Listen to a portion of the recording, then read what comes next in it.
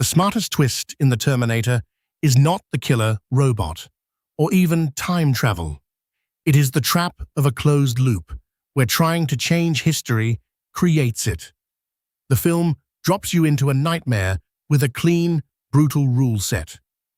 In the year 2029, a defense network called Skynet is losing a war, so it sends a cybernetic assassin back to 1984 Los Angeles.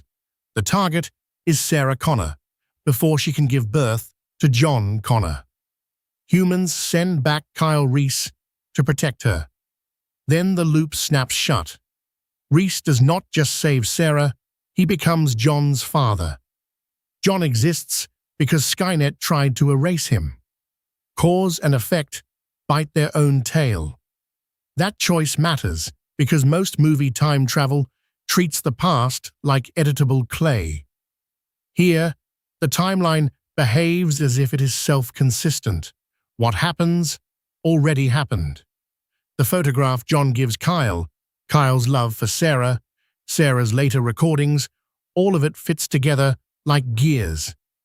It is philosophically cleaner than the usual paradox soup. No fading memories, no overwritten headlines, no sudden branch we never see. The story commits to destiny, and that commitment is part of its power. Still, self-consistency is not a physics engine. The film's biggest scientific leap is the time displacement machine itself. General relativity can describe weird space-time geometries that resemble closed time-like curves on paper. But those ideas are not instructions for building a device you can aim at a date and a street corner. A working machine would need control over causality, not just propulsion.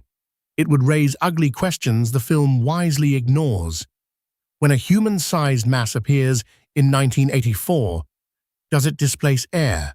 Does it add mass energy to the past? Is energy borrowed from the future, duplicated, or somehow conserved around the loop?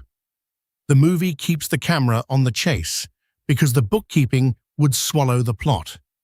The second famous rule is even stranger, and it is where biology and physics collide. The machine can send living organisms, and it can send a machine if it is wrapped in living tissue. That is why both arrivals are naked in crackling electrical storms. It is also why the Terminator wears a human face. As drama, it is perfect. It strips the hero of gear, forces improvisation, and makes the villain an infiltrator, not a tank. As science, living tissue only falls apart fast. Physics does not recognize alive as a fundamental category. Living tissue is made of ordinary atoms, water, salts, and minerals. Bodies contain plenty of non-living material, like bone mineral and trace metals in blood chemistry.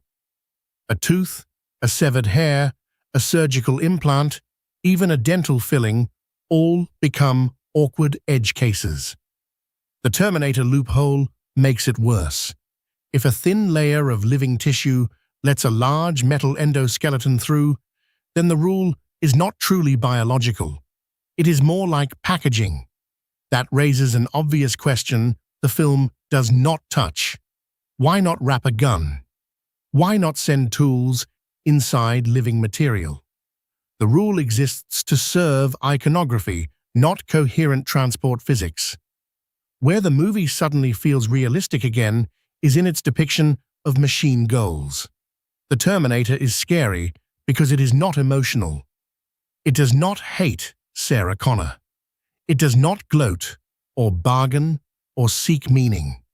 It treats obstacles as sub-problems. The line, "I'll be back," lands because it is literal planning. A desk blocks entry, so it leaves, finds a vehicle, and turns that vehicle into a breaching tool. That is a plausible nightmare of optimization without empathy. The T-800 is also a great lesson in why humanoid form matters. Human environments are built for human bodies and human limits. Doors, phones, cars, waiting rooms, and social scripts all assume pain, fear, and legal constraint. A human-shaped machine can exploit that interface. It only has to pass at a glance, long enough to get close. The police station scene works for the same reason. A normal person gets stopped by a barrier and a rule. The Terminator treats the barrier as a thing to be broken. Yet the engineering bill is enormous. A human-sized robot that can drive all night, fight repeatedly, compute, perceive, speak, and heal itself needs power and heat management. The film shows no refueling, no cooling, no battery limits, no reactor, no exhaust. It also demands actuators that are both gentle and brutal. The Terminator can hold a phone without crushing it, then punch through barriers, then aim firearms accurately, all while damaged. That combination of strength, precision, and quiet compliance is harder than raw force.